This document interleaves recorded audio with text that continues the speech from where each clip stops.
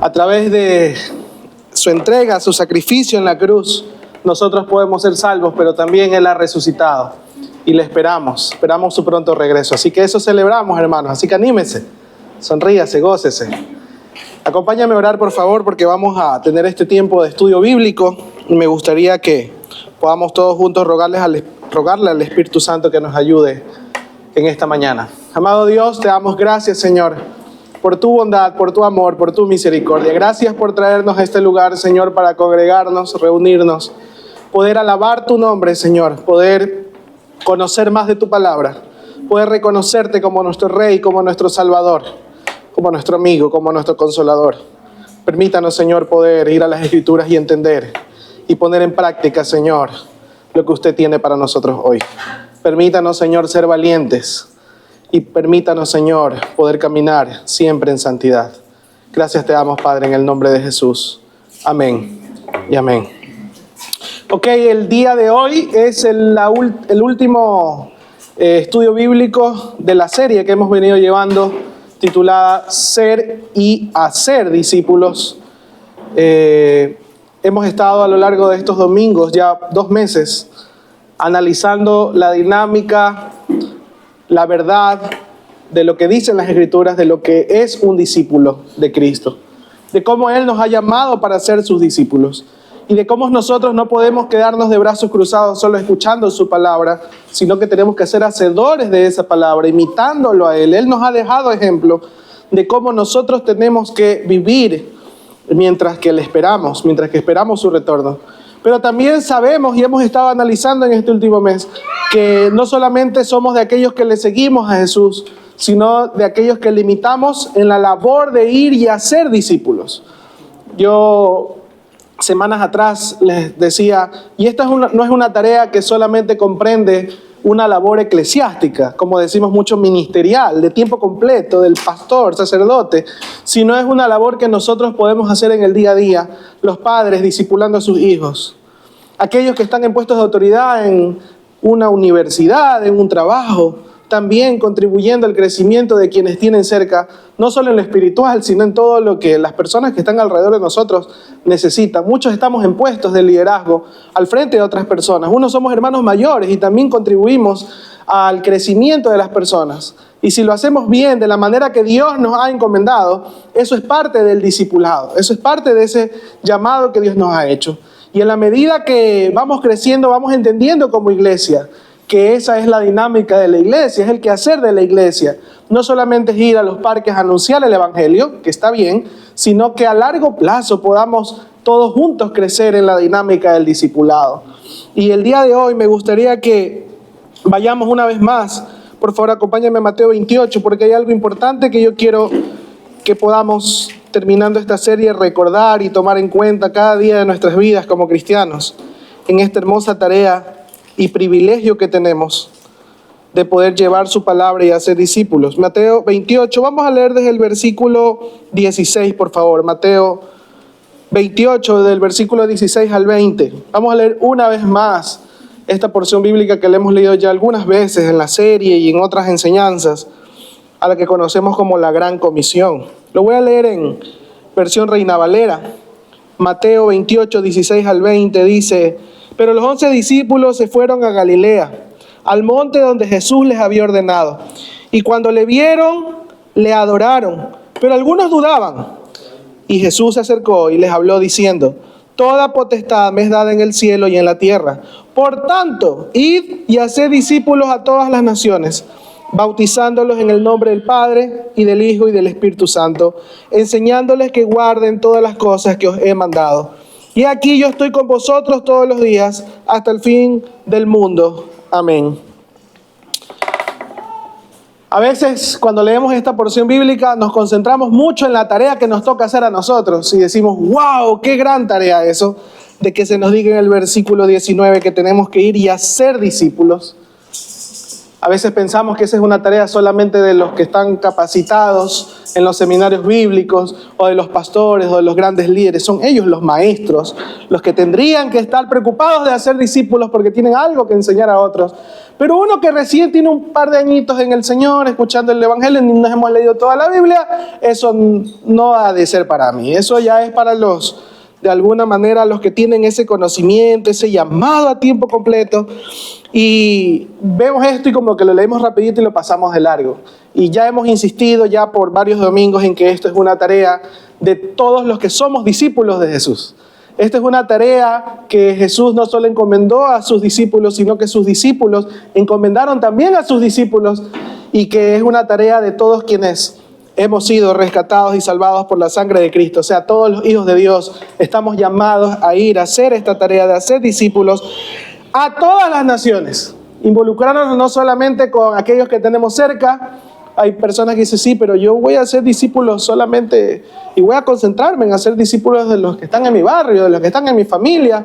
Pero hay iglesias que dicen solamente nuestra ciudad o nuestro cantón para Cristo, y se han olvidado del llamado global de ir y hacer discípulos a todas las naciones. Y con esto no estoy diciendo que todos nos tengamos que ir a la China o nos tengamos que ir al África a hacer discípulos o a lugares lejanos, pero sí hay maneras y formas de que nos vamos a involucrar, orando, aportando, enviando misioneros, la traducción bíblica y tantas cosas en las cuales nos podemos involucrar en el discipulado a las naciones, en el ir a ser discípulos a personas que se encuentran en diferentes etnias de todo el mundo. Pero eso no queda solo en la predicación, ¿no? Continúa diciendo, bautizándonos en el nombre del Padre, del Hijo y del Espíritu Santo. Y usted dice, bueno, sí, en las iglesias se bautiza la gente, en la iglesia se logra dar ese testimonio público de la fe que las personas que han escuchado el Evangelio dan como testimonio de esa conversión. Y les enseñamos a que guarden todas las cosas que os ha mandado, y es una tarea global, grande, pesada, que como iglesia es verdad que tenemos que sustentarla, no solamente como individuos, como iglesia tenemos que prepararnos, capacitarnos. Pero cuando vemos a solamente la tarea tal cual, si leemos desde el versículo 19 y parte del 20, muchos de nosotros en la labor de ir y hacerlo nos podemos encontrar un poco cansados, un poco agotados. Y aquellos que ya se han enfrentado a evangelizar, aún incluso a los que usted conoce, a los de su familia o a sus compañeros de trabajo, muchas veces nos hemos sentido frustrados, decepcionados de las respuestas de quienes están cerca de nosotros, y que como leemos esto, dice, bueno, voy a intentarlo, ¿no? Voy a ir y llevarle el evangelio, voy a ir y contarle las buenas nuevas. Y cuando vamos tan gozosos a contarle la buena noticia, las personas muchas veces nos rechazan, niegan a Cristo, dicen, no, tú estás loco. O sea, en el mejor de los casos nos escuchan, y son muy pocos los que realmente dicen, sí, es verdad lo que tú estás diciendo. Yo quiero creer en ese Cristo. Y eso nos enfrentamos en el día a día. Y la verdad es que yo hace muchos años he tenido en cuenta esta gran comisión o esta misión que Dios nos ha encomendado, y muchas veces he caído, y no sé cuántos de ustedes también han caído en el desánimo, en la frustración, en la decepción, en la carga que pudiese conllevar el poder decir, hay tanta gente que no conoce de Cristo, y yo quién soy para poder hacer algo en medio de esta sociedad corrupta. Mis esfuerzos tal vez no son tan grandes como para transformar esta sociedad, y entonces de alguna manera nos vemos minimizados por todo ese conjunto de factores que hace que las personas rechacen al Señor. Y yo le voy a decir algo que yo quiero concentrarme hoy, es que ya esto lo hemos entendido y lo sabemos, pero ¿cómo lidiar con esa frustración? ¿Cómo lidiar con esa carga pesada de ver a un mundo corrompido y mucha gente negando a Cristo? ¿Cómo lidiar con eso? Yo quiero que concentre su atención en el versículo 18. Y quiero que hoy nos concentremos no en el 19 y 20, que es el que comúnmente estudiamos. Quiero que nos concentremos en el versículo 18. Bueno, 17 y 18 lo voy a leer para que entendamos el contexto. Dice, y cuando le vieron, los discípulos le adoraron, pero algunos dudaban. Y Jesús se acercó y les habló diciendo, toda potestad me es dada en el cielo y en la tierra. La gran comisión, la misión que Dios nos ha dado como iglesia, como hijos de Dios, como discípulos suyos, descansa sobre la verdad que Jesús tiene la potestad, la máxima autoridad en todo el universo. No podemos nosotros entender y asimilar la misión de Dios ni ir a hacerla si primero no entendemos qué clase de autoridad es de la que habla Jesús en este versículo y por qué Él tiene esa autoridad y por qué la proclama antes de poder decirnos lo que tenemos que ir a hacer. Él lo dice, Él lo menciona.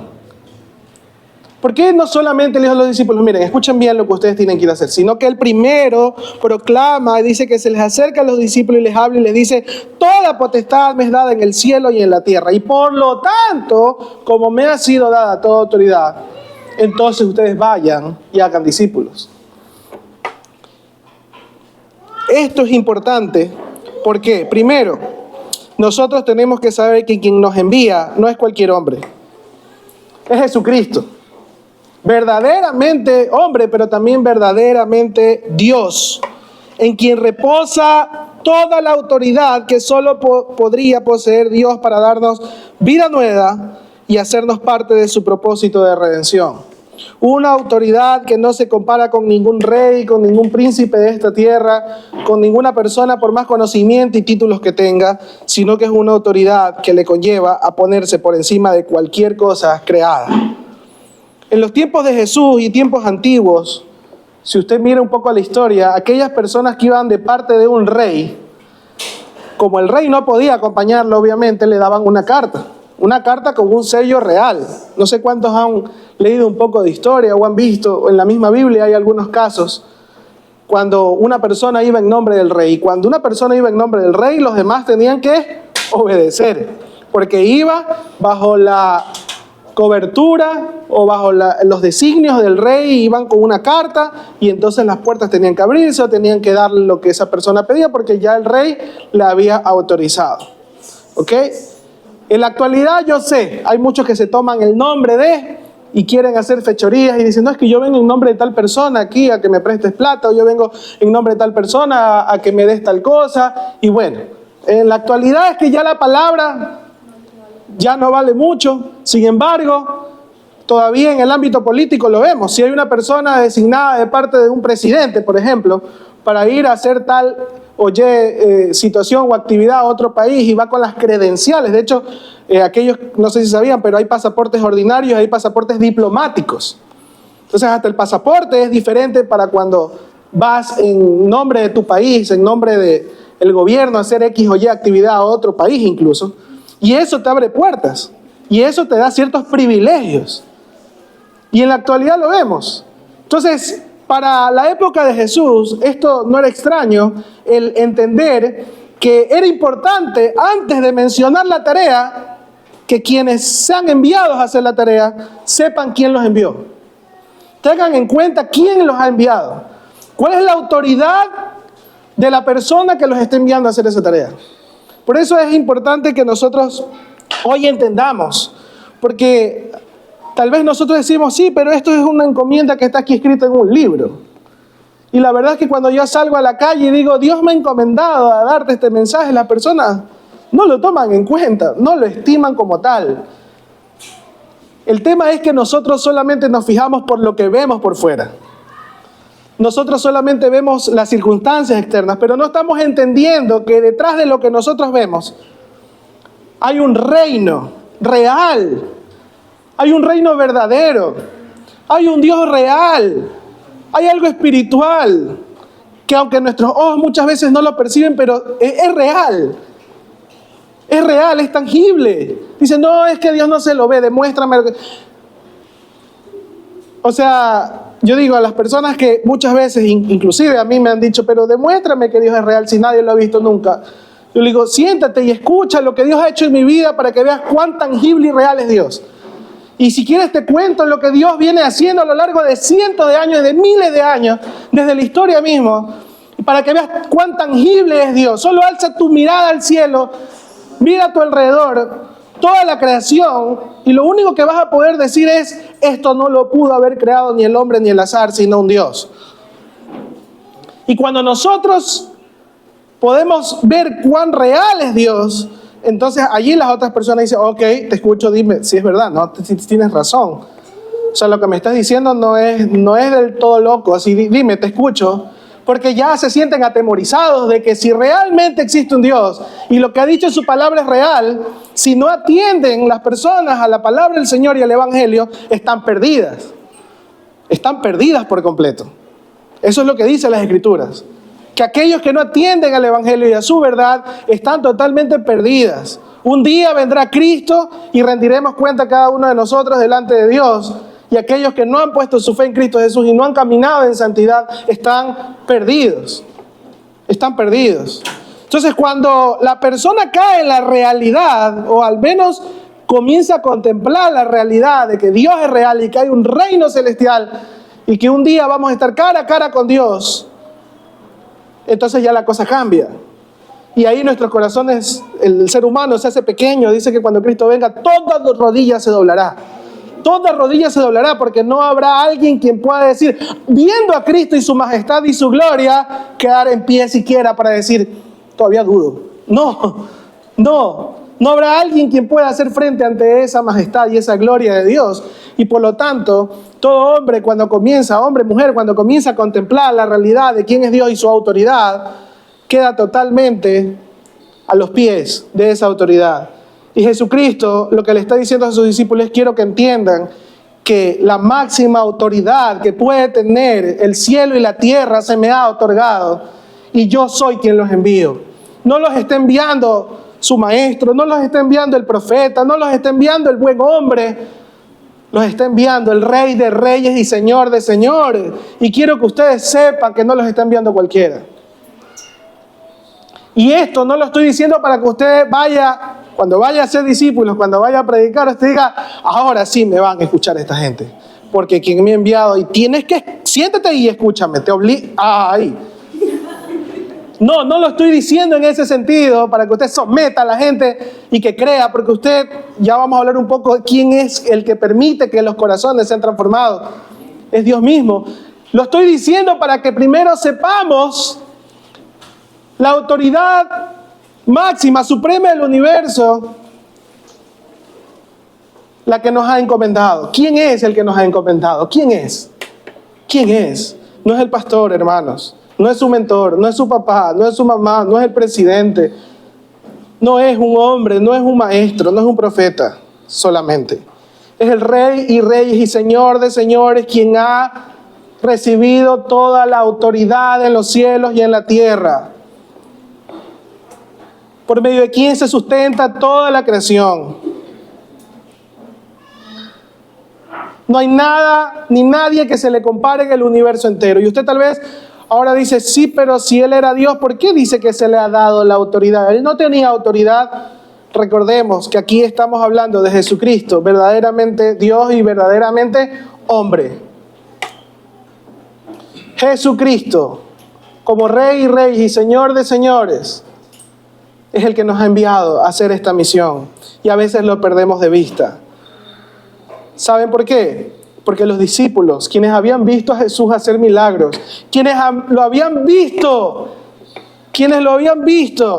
morir en la cruz, y quienes lo habían visto resucitado. ¿Qué dice el versículo 17? Y cuando le vieron, le adoraron, pero algunos dudaban. Algunos dudaban. Quienes lo habían visto hacer milagros, demostrar ese poder, esa autoridad, y verlo resucitado, aún dudaban. Dice, estos discípulos que son así, faltos de fe. Nosotros también muchas veces dudamos. Por eso es que no predicamos y hacemos la gran comisión.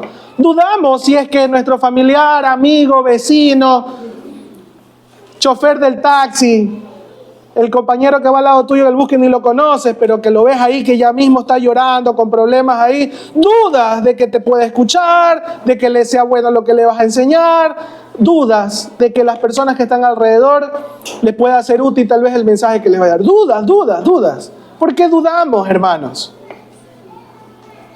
Sí, usted dice, tal vez no dudo de Cristo, yo dudo de mí. Dudo de mi capacidad, dudo de que yo no soy tal vez tan bueno para hacer esto. Déjeme decirle algo. Jesús, reglón seguido de que se reconoce en las Escrituras que dudaban, ¿Qué fue lo que hizo? Decirles, dice que se les acercó y les habló diciendo: toda potestad me es dada en el cielo y en la tierra. Hermano, si usted ha sido transformado y tiene una vida nueva y usted es un hijo de Dios, aunque usted dude, Jesucristo no deja de ser el Rey y Reyes y Señor de señores. Y aunque usted dude alguna vez, Él no deja de decirle: por tanto, ve y haz discípulos. Las dudas que tengamos sobre nosotros, sobre quién es Cristo, no dice aquí de qué dudaban, no dice específicamente cuál era la duda aquí, no dice si estaban dudando de que sí Cristo había resucitado o no, o era una aparición, o si estaban dudando de lo que estaba pasando alrededor, no dice cuál era el objeto de su duda, pero dice que dudaban, o sea que no había certeza absoluta de lo que estaba pasando en ese momento. Ante cualquier cosa que a nosotros nos lleva a dudar, ¿saben cuál es la única cosa que nos puede a nosotros quitar la duda y llenar nuestro corazón de gozo y seguridad para obedecer la palabra del Señor? Es reconocer la autoridad de Cristo y quién es Él. Es reconocer quién es el que nos está hablando, quién es el que nos está enviando. Es reconocer a Cristo como quien es en realidad y no como quien pensamos nosotros que es.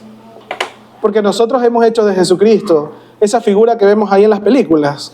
Ese Jesús buena onda, así todo chévere, todo amoroso, un poquito más hippie, porque lo pone ahí con el cabello largo, con un bolsito y todo hippie, todo buena gente. Por cierto, ojos azules, todo blanco así.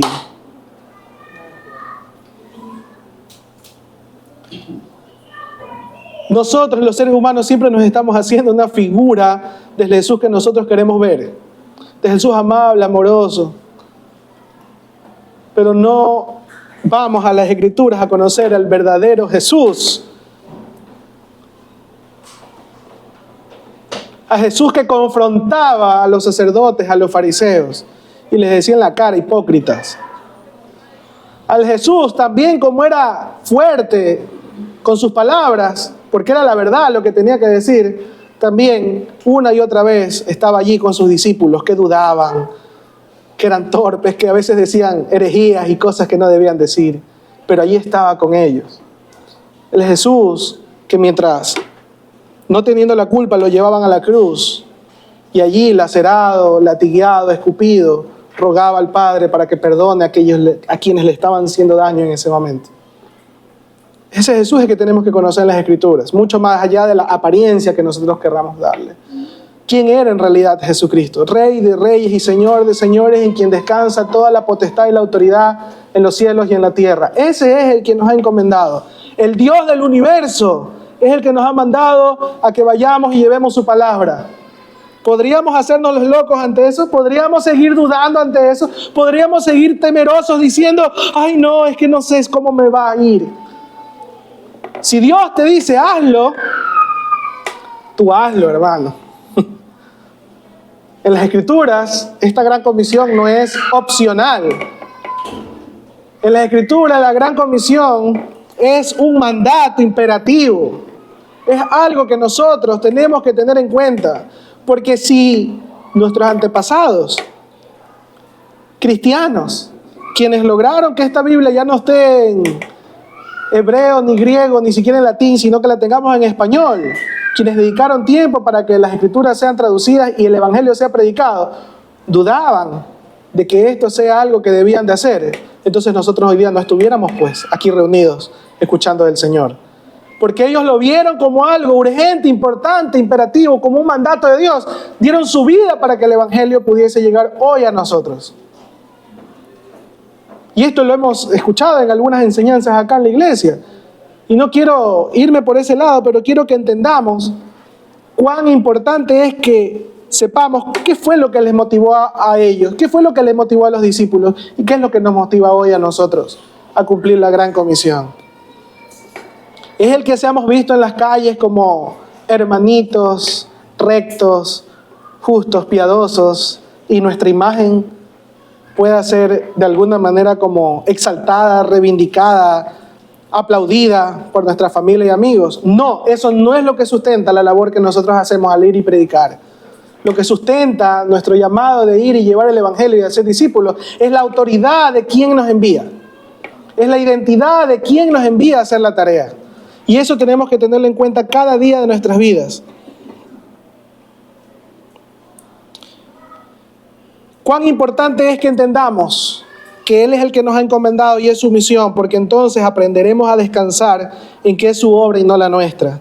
Porque no fue a nosotros que se nos ocurrió, porque nosotros, en realidad, al ser su obra y al ser su misión, nosotros terminamos siendo sus siervos, sus obreros, los obreros de esa viña.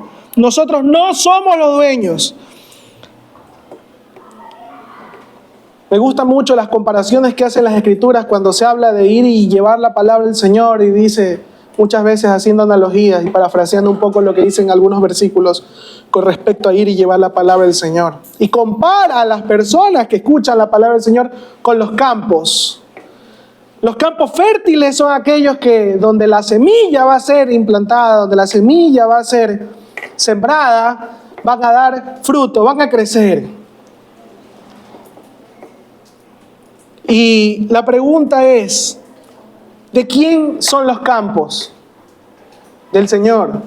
¿De quién es la semilla que se siembra cuando se predica? Del Señor. ¿De quiénes son los obreros que van a sembrar? ¿A quién le pertenecen los obreros? ¿A quién le sirven? ¿A quién le rinden cuentas? Al Señor. Y por último, cuando hay cosecha y las personas se arrepienten y siguen los caminos del Señor, ¿de quién es la cosecha? Del Señor. Los campos, los obreros, la semilla, la cosecha, todo le pertenece a Él. Todo le pertenece a Él. ¿Por qué entonces nos frustramos? ¿Por qué entonces dudamos? ¿Por qué entonces nos entristecemos? ¿Por qué entonces no lo hacemos? ¿Por qué entonces no vamos y llevamos la palabra del Señor y hacemos discípulos? Porque muchas veces no hemos tomado en cuenta esto. Y pensamos que tú tienes tu decisión y tú decides. Los campos no le pertenecen al Señor, sino que le damos la potestad a las personas para que hagan y deshagan con su vida. Yo digo, sí, es verdad, cada quien ha de decidir lo que hace con su vida, pero al menos lo que respecta a mí como discipulador de mis hijos, mientras estén bajo mi cobertura, me van a escuchar. Y van a seguir la disciplina y la corrección que como Padre Dios me envía y me comisiona a darles. Y para mí ese es el más grande y más importante discipulado que un hombre y una mujer debería considerar en su vida. El discipulado hacia sus hijos. Pero luego, por su misericordia y su gracia, también nos ha establecido como un equipo, como un grupo, como una familia de la fe, donde también ha establecido pastores, mentores, diáconos y personas que contribuimos al discipulado de todos para que todos podamos crecer. Y así como hoy, en algunas veces lo he dicho, hermanos, aunque usted no quiera, y si usted viene a esta iglesia, va a tener que escuchar al pastor. Va a tener que escuchar a aquellos que Dios nos ha comisionado y nos ha enviado a que podamos discipularle o contribuir en ese crecimiento suyo como discípulo de Cristo. No para obligarlo, porque usted no es un niño, y usted es mi hijo, pero sí para aconsejarle lo que dicen las Escrituras acerca de su actitud, aunque a usted no le guste. Pero no, ¿qué hacemos? Consideramos que la palabra que se dice aquí desde los púlpitos y desde a veces lo que enseñamos no le pertenece al Señor, sino que nos pertenece a nosotros, y la moldamos y la cambiamos a gusto de quienes nos escuchan. Entonces no solamente que a veces consideramos que los campos no son de Dios, sino que a veces la misma palabra que se enseña consideramos que no es de Dios, sino que nosotros decidimos qué decir. Y por eso es que vemos a veces muchas personas me dicen, pastor, pero mire esa iglesia, las multitudes que van allí. Yo le digo, deberíamos escuchar la enseñanza. Porque a quién no le gusta que le digan y le profeticen cosas buenas. No todas las multitudes que tú veas aglomeradas y congregándose diciendo, aleluya, yo creo en Dios, significa que realmente se está enseñando la palabra del Señor. Tengamos cuidado. Porque yo he visto en muchas sectas y religiones que no tienen a Cristo como Señor y Salvador y como Rey y como Dios del universo, y sin embargo hay miles de personas congregándose un domingo. ¿Por qué?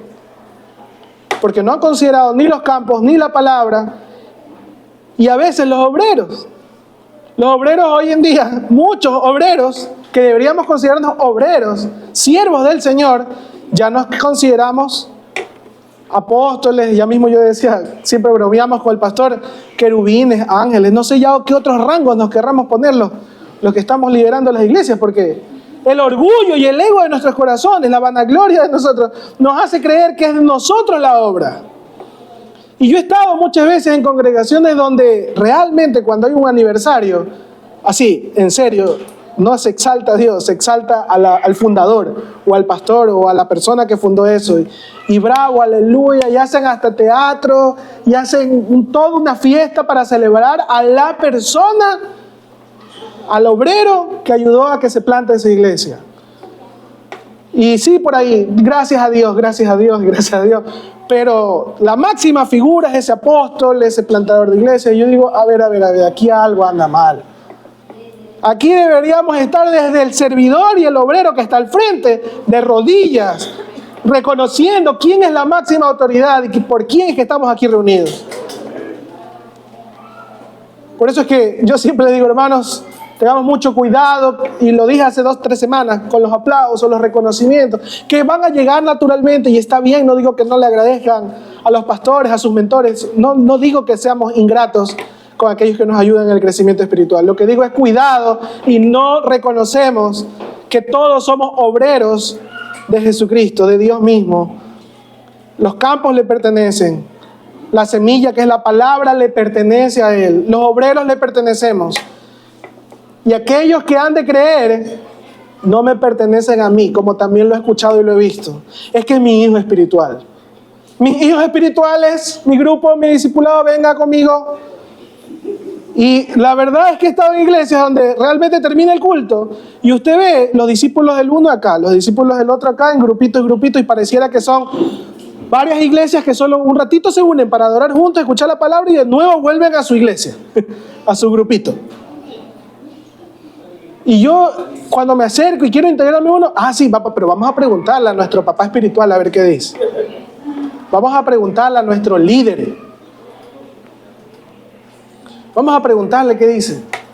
Y yo digo, a ver, está bien pedir consejo al líder, está bien escuchar al pastor, está bien escuchar al mentor, pero tengamos cuidado de endiosarlos, de creer que ellos son las personas dueños de la obra. Tengamos mucho cuidado, todo le pertenece al Señor, hermano. Y Dios nos ayude a, como iglesia, aprender a entender la dinámica entre la honra que Dios nos llama a darles a los pastores, a los líderes, a aquellos que nos enseñan, el honrarlos, el escucharles, pero también el aprender a reconocer que Dios está por encima de ellos y de nosotros, que Dios es el dueño de la obra y que a Él es el que le debemos las gracias absolutas por todo lo que se ha hecho. Descansamos, que Él es el dueño de todo. Todo le pertenece a Él. Su plan de redención fue diseñado por Él, por su inagotable amor, su eterna misericordia, y en su soberanía y en cada aspecto de su carácter, además de su amor, su misericordia, su soberanía, su santidad, podemos reconocer y darle honra y gloria a Dios. Usted dice, gracias Dios porque pensaste en mí, me amaste tanto, y creemos que el plan de redención se trataba de nosotros. Y solo hablamos de cuánto Dios me ama y cuánto Dios me hace feliz. ¿Usted sabe por qué Dios decidió no dejarnos en la inmundicia de nuestro pecado y salvarnos? ¿Por qué Dios lo quiso hacer así? ¿Por qué Dios lo quiso hacer así? Por amor a su nombre. Porque Él quiere que nosotros aprendamos a honrarle y a glorificarle por quién es Él. Pero nosotros, con nuestra naturaleza pecaminosa y con nuestro corazón deshecho a causa del pecado, estamos imposibilitados de poder reconocer verdaderamente a Dios. Y Él desea que nosotros, Él desea ardientemente, no como nosotros, que nosotros cuando alguien quiere buscar alabanza y gloria decimos, qué vanaglorioso que es esta persona, sino como quien se reconoce y nos dice que yo los creé para honra y gloria mía, y como ustedes no están haciendo el propósito por el cual yo los creé, necesito redimirlos, necesito transformarlos, necesito volverlos al plan original para que ustedes realmente, en la honra y gloria que le demos a Dios, entonces podamos encontrar ese gozo que tanto andamos buscando, esa paz que tanto andamos buscando, ese propósito que tanto andamos buscando. No sé si me doy a entender, hermanos. Es verdad que Dios nos ama, que Dios tiene misericordia de nosotros, pero entendamos que su plan redentor no está basado en nosotros, no gira alrededor de nosotros, gira alrededor de la honra y gloria que solo le pertenece a Dios. El mensaje de la Escritura siempre va a ser cristocéntrico, apuntando a una sola persona, Rey y Reyes, Rey sobre todo, Señor de señores. Su plan redentor nos permite a nosotros glorificarle y por tanto no fue diseñado para vanagloria del hombre, porque los hombres muchas veces tendemos a hacer eso, a que nos involucramos en medio de ese plan redentor, pero andamos buscando aún, como les decía, el sentirnos importantes, superiores. Hace poco predicaba acerca de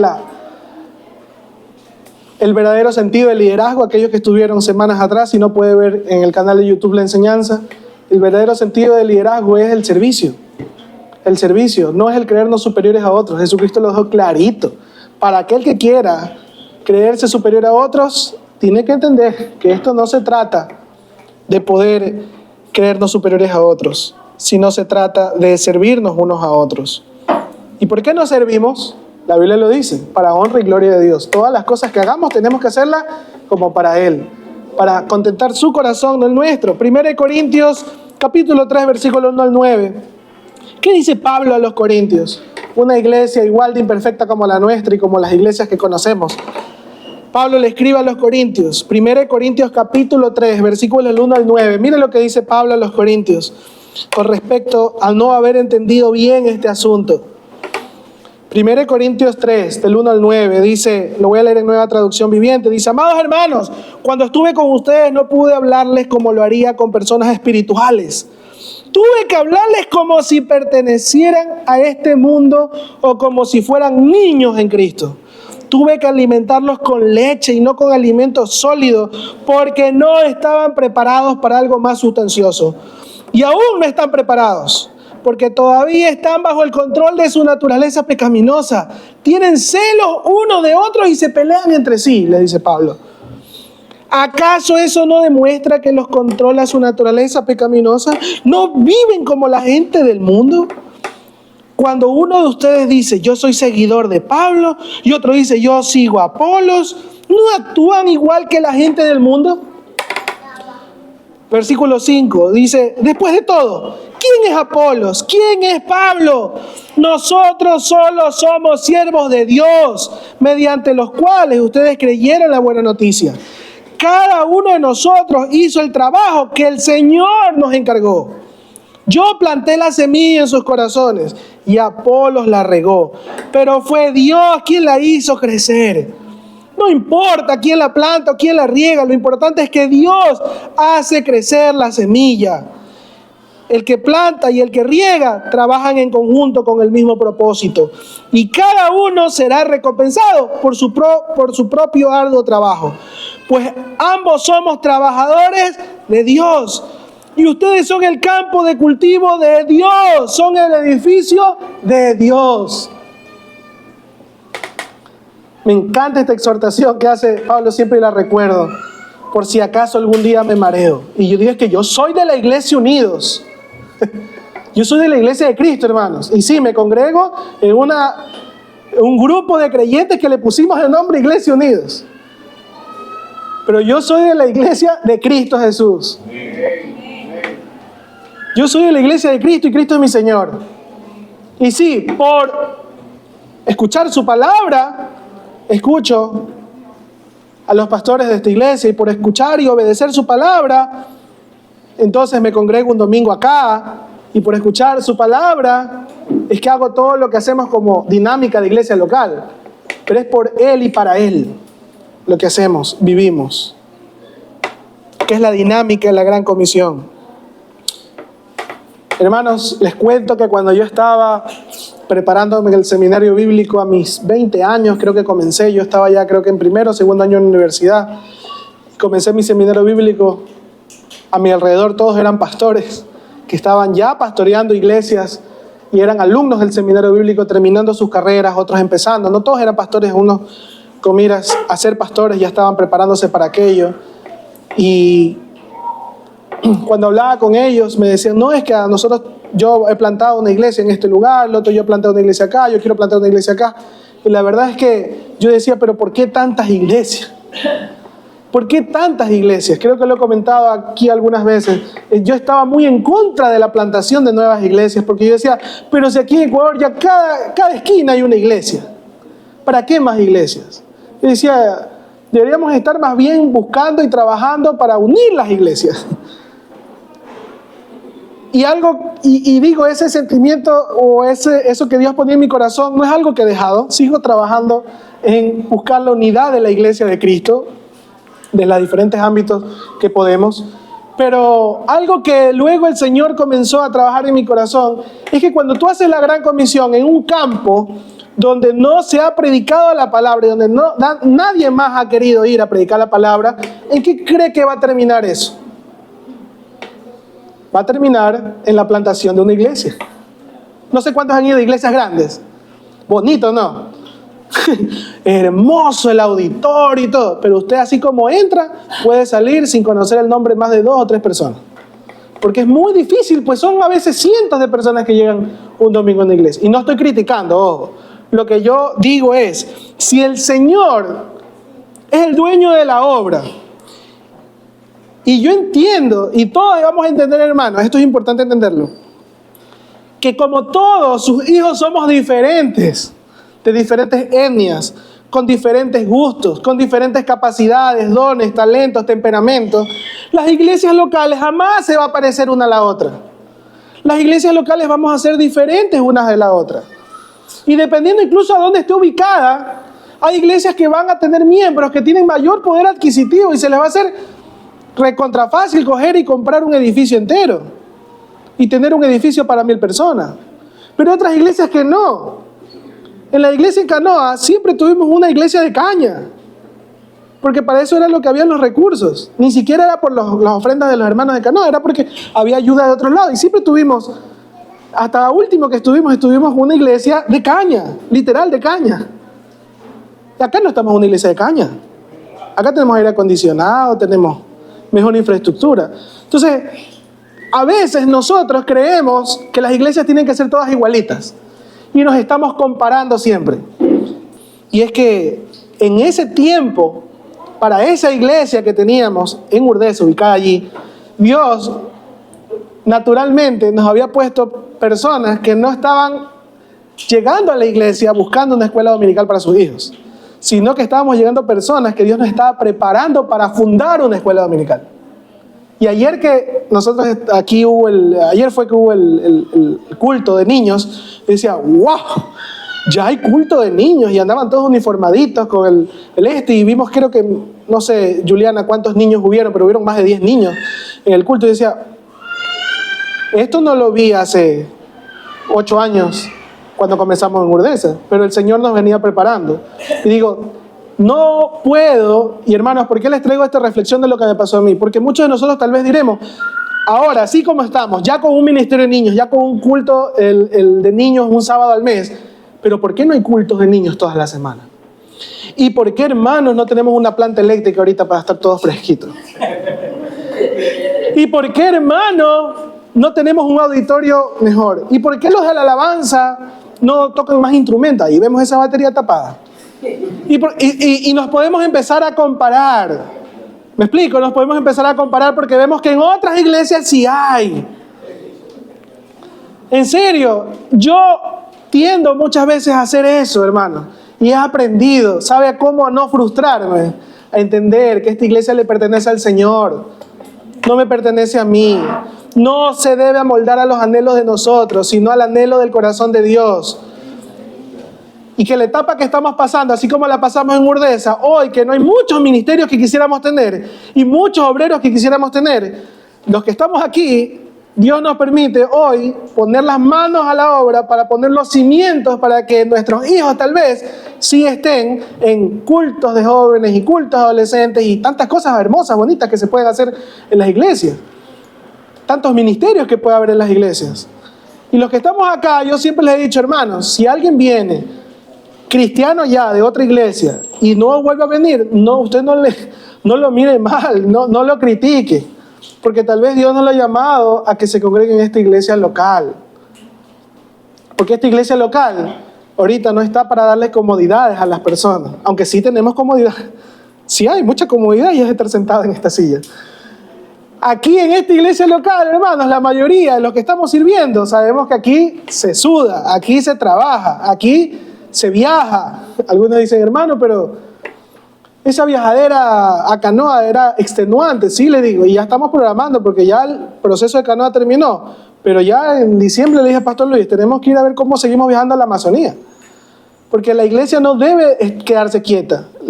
Hace un mes tuvimos la jornada de evangelismo en la ciudad, que no habíamos tenido una jornada de evangelismo. Ya estamos viendo cómo seguimos haciendo jornadas de evangelismo. No podemos quedarnos quietos encontrando la comodidad, porque no se trata de nosotros, hermano, no es lo que nosotros queremos. Es lo que Dios quiere para su iglesia. Entonces, concluyo este punto. Hermanos, no nos comparemos con otras iglesias locales. Más bien, entendamos y busquemos qué es lo que el Señor quiere para nosotros. ¿Qué tipo de iglesia, Señor, quieres que seamos? Porque tú eres el Señor de la obra. ¿Cuáles son los campos a los que debemos ir a sembrar y a cosechar? ¿Qué tenemos que quitar o poner para agradarte a ti, Señor? Esas son las preguntas que deberíamos hacernos como iglesia. Y no es una pregunta que solo le corresponde a los pastores, porque aquellos que son miembros saben, dos veces al año, yo siento acá a todos los miembros de la iglesia y les presentamos el presupuesto. El presupuesto, no solo el informe de lo que ya se gastó, el presupuesto. Hermanos, ahí está el presupuesto. Ustedes deciden en qué se invierte. Usted tiene voz y voto en qué se invierte en esta iglesia. No nosotros, o sea, no es una tarea solo de los pastores saber el tipo de iglesia que queremos ser, los campos a los que queremos llegar. Y hay hermanos que ahí alzan la mano y dicen, pastor, yo opino esto, pastor, y me gusta mucho eso. Sí, son reuniones a veces extenuantes, cansadas, los que recuerdan esas reuniones. Pero como iglesia decidimos las cosas, porque de eso se trata. No es mi iglesia, no es el pastor Luis. Es la iglesia de Cristo, hermanos. Entonces, descansemos en que Dios es el dueño de su iglesia y que en nosotros habita el Espíritu Santo. La segunda cosa que dice Jesús luego de la gran comisión es: he aquí, yo estoy con vosotros todos los días hasta el fin del mundo. Desestimamos que cuando somos enviados a plantar iglesias, somos enviados a hacer la gran comisión, no estamos solos. Desestimamos que el Señor mismo ha prometido estar con nosotros. ¿Usted se ha sentido solo haciendo la obra del Señor? Los que están haciendo, alguna vez nos hemos sentido solos, agotados, diciendo ¿dónde está el resto? ¿Dónde están los otros? Todos los que son mentores y líderes dicen sí, amén, amén. Porque nos hemos sentido así. ¿Saben cuál es el problema? Que no hemos aprendido a descansar y a entender y a reconocer. Primero, que esta obra le pertenece al Señor. Segundo, que el Señor nos ha venido acompañando, pero que nosotros a veces no lo hemos estimado para llenarnos de fortaleza, de poder, a través del Espíritu Santo. A través de lo que el Espíritu Santo no solamente ha hecho en nosotros para volvernos hijos de Dios, darnos una vida nueva, sino para sustentarnos en todos los quehaceres diarios, trabajo, familia, predicación, en todo lo que hacemos. El Espíritu Santo está en nosotros, con nosotros. Y ese es el cumplimiento de la promesa de Jesús que le da aquí a los discípulos cuando los encomienda la gran comisión, que el Espíritu Santo es quien está con nosotros. Ahora, muchos nos decimos, pero yo quisiera ver ese Espíritu Santo obrando, así como yo lo vi con Jesucristo mismo, con los apóstoles, en Hechos, que por cierto decía un predicador, el libro de Hechos, ¿cómo se llama? Se llama Hechos. Decía él, no debería llamarse Hechos de los Apóstoles, debería llamarse Hechos del Espíritu Santo, debería llamarse. Porque en realidad el que hizo ahí todo fue el Espíritu Santo. El Espíritu Santo los empoderaba a los discípulos, repartía dones, bautizaba, llenaba. Incluso cuando los misioneros querían ir, como Pablo, no, ahí no, por ahí no, acá no, tienes que venir acá a este otro pueblo. Él direccionaba y hacía todo el Espíritu Santo. Y decía, de verdad me quedé con eso, debería llamarse Hechos del Espíritu Santo. Y otra cosa que decía siempre, miren el último versículo de Hechos, Todos los libros por lo general terminan con un amén. Las cartas terminan con amén. Hechos no terminan con un amén. Quiere decir que tiene que ver eso, para que entiendas que los hechos del Espíritu Santo no han terminado. Los hechos del Espíritu Santo siguen dándose hoy, se siguen escribiendo en el libro de la vida contigo, conmigo, aquellos que estamos dispuestos a ir a hacer la gran comisión. Y yo, wow, eso llevó a que entienda por qué hacía lo que hacía y con quién lo hacía.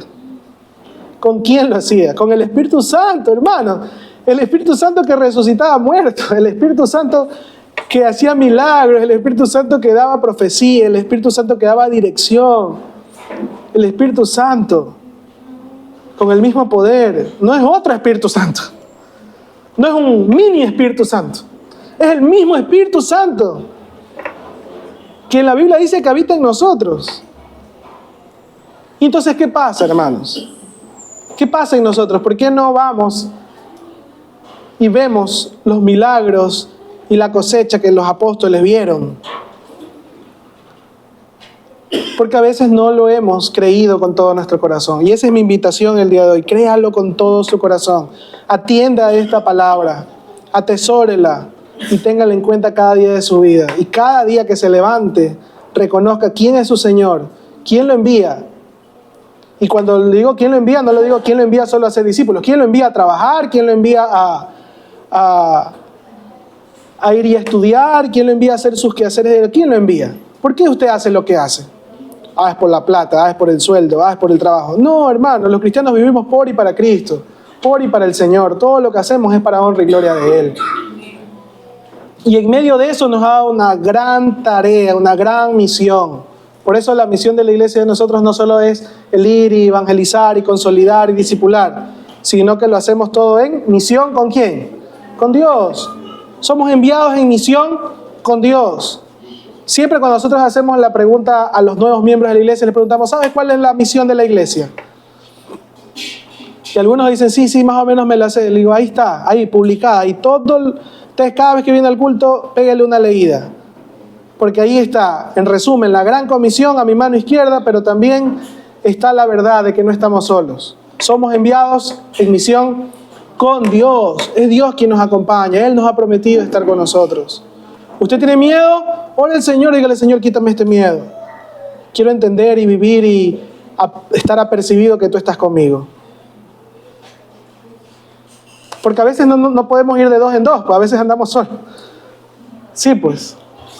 A veces andamos solos y nos da un poco de temor, ¿sí o no? Hermano, la frustración, el temor, la duda se va a quitar en la medida que atendamos no solamente a la tarea de ir y hacer discípulos, sino que entendamos la autoridad de Cristo y entendamos que Cristo mismo está con nosotros. Amén.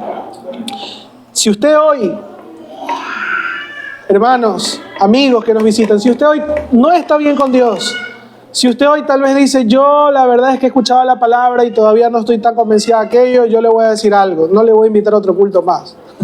No le voy a decir venga a la iglesia, no le voy a decir tome primeros pasos, ¿sabe qué le voy a decir? Arrepiéntase, busque a Cristo, ponga su fe en Cristo Jesús y atienda a Cristo hoy, porque usted no sabe, y ni yo sé, si nos va a alcanzar el tiempo para poder darle primeros pasos y que usted venga otra vez al culto otro domingo y no sabemos cuántos días vamos a vivir. El mensaje del Evangelio es urgente, es urgente. Yo sé que muchas veces nosotros decimos hay que tener paciencia con la persona que está ahí en duda, que no sabe qué hacer con su vida. Hermano, ¿y usted qué sabe si va a vivir el otro día? Confíe en el Señor, confíe en el Señor, porque hay campos que son fértiles. Hable de la palabra del Señor, predique del Evangelio, que muchos o multitudes, como le pasaba a los apóstoles cuando eran llenos del Espíritu Santo, predicaban y se convertían. ¿Era por ellos? Era por el Espíritu Santo que obraba en los corazones. Él es el que convence pecado, justicia y juicio. Él es el que está ahí obrando en los corazones. Él es el que hace la obra. ¿Quién es el que da el crecimiento? Es Dios mismo el que da el crecimiento. Pero nosotros tenemos que ir y sembrar, regar, cosechar. Los campos están allí. Hay harto trabajo, hermano. Hay harto trabajo. Usted dice, sí, ¿qué tendría yo? Entonces, ¿que renunciar a mi trabajo para irme a hacer esto? No, hermano, hay harto trabajo en su trabajo. Hay harto trabajo en su trabajo. Hay harto trabajo en su universidad. Hay harto trabajo en su familia. Hay hermanos que me dicen, hermano, no voy a poder ir el domingo al culto porque de verdad es que una vez al año nos reunimos con la familia. Le digo, gloria a Dios, no vas a ir al culto. Qué chévere. Me dice, ¿cómo? Pastor, usted me está diciendo que no venga al culto. ¿Cómo es eso, pastor? Si usted debería, yo estaba buscando que usted me diga, no vayas con tu familia, vente al culto. Y yo le digo, no, gloria a Dios, ve y haz un culto, arma un culto ahí con tu familia, lleva, ¿a dónde se van? A la playa, ahí, ponte a leerle la palabra a ellos. Ah, no había pensado en eso. Sí, pues si vas a faltar es una vez al año, no es que, o esto es de todas las semanas o todos los meses. No, dice, es una vez al año que vaya y pide la palabra y predica el evangelio. Ah, no, ahí ya cambia la cosa, ¿viste? No desestimemos el trabajo que hay con nuestra familia, en nuestro trabajo, en la universidad. ¿Me explico? Los que acá han estado en Espoude y los que están ahorita en Espoude, en el ministerio universitario, siempre yo les decía, hay púlpitos que nadie los está usando. En la universidad, en las calles, en los parques, en la misma familia. A veces hay un grupo grande de cristianos. En mi familia hay un grupo grande de cristianos. Pero a saber usted si algún rato alguien dice, familia, vamos a hablar aquí, vamos a hablar de algo importante, el evangelio. No. Pero yo a veces que estoy ahí, algo muevo el tema para que se comience a hablar de la palabra del Señor, porque hay unos que no conocen al Señor. Entonces es propicio para hablar del Señor. A veces algo bien parado, a veces algo mal parado, pero se predicó, hermano, se predicó. Y aproveché ese tiempo en familia, porque realmente como yo vivo acá, mi familia está en otra ciudad, aprovecho cada vez que estoy allá. Hermano, aprovechemos el tiempo, los tiempos son malos. Y va a sonar duro lo que voy a decir, pero luego no vengamos a llorar, porque se murió fulanito, se murió sutanito y se murieron sin Cristo. Cuando sí pudimos hacerlo, pero por temor, duda o negligencia o pereza, no lo hicimos. Y es duro lo que les digo, porque yo sé lo que es perder un familiar dudando o sabiendo que no atendió a la voz de Cristo. Pero les digo, ¿por qué viene esa inquietud? ¿Por qué viene ese dolor? No viene tanto porque sutanito se fue al infierno. ¿Sabe por qué duele? Porque uno tuvo la oportunidad de hacerlo y no lo hizo. A mí me ha dolido más porque digo, lo pude haber hecho, pude haber estado cerca y no lo hice. ¿Qué pasó? Y es ahí donde digo, Señor, me arrepiento, no puedo dejar pasar más tiempo. Hermanos, el evangelio es un mensaje urgente. Su familia lo necesita. Usted lo necesita. Cada uno de nosotros, nuestros amigos, compañeros de trabajo, universidad, lo necesitan. Amén. No estamos solos, hermanos. Quien nos ha comisionado es el Rey de Reyes y Señor de Señores. Y Él ha prometido estar con nosotros. Oremos, por favor. Acompáñame a orar. Amado Dios y buen Padre Celestial, gracias. Gracias, Señor. Gracias, Dios. Gracias por tu palabra, Señor, y tu exhortación. Padre, tu palabra muchas veces es dura, Señor. Muchas veces ni siquiera la queremos escuchar. Muchas veces dudamos. Muchas veces, Señor, estamos tristes. Nos sentimos frustrados porque escuchamos tu palabra, la queremos poner en práctica, queremos llevarla a otros, pero nos sentimos solos y agotados. Pero hoy, Señor, queremos no solamente saber, sino entender y atesorar en nuestros corazones que tú eres el Rey de Reyes y Señor de Señores, que tú eres el dueño de lo que ocurre en mi corazón y de lo que ocurre alrededor mío. Tú eres el Rey del universo y que yo soy tu siervo, Señor. Nosotros somos tus siervos. Ayúdanos, Señor, a perseverar. Ayúdanos a quitar toda duda, toda pereza. Ayúdanos a quitar, Señor, de nosotros todo temor, toda frustración, todo cansancio. Llénanos de tu fortaleza, Señor. Llénanos de tu palabra, llénanos de tu poder para ir y hacer, Señor, lo que usted nos ha encomendado a hacer, para honra y gloria tuya, Señor, no para nuestra honra y vanagloria, sino para honra y gloria tuya, Señor. Señor, queremos ir y llevar tu palabra, pero queremos hacerlo, Señor, como a usted le agrada, a los campos que usted nos ha llamado a predicar, la palabra que usted nos ha encomendado a predicar. Señor, queremos poder palpar y ver tus cosechas. Queremos, Señor, ser encontrados siervos, fieles, buenos mayordomos cuando usted regrese, Señor. Somos hijos suyos que le esperan, discípulos que le esperan su pronto retorno.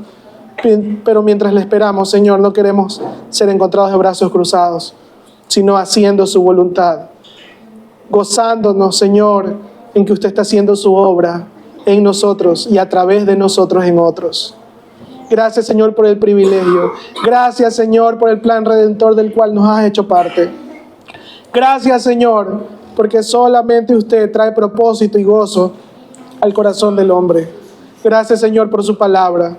Y hoy queremos, Señor, ponernos a cuentas contigo, Dios.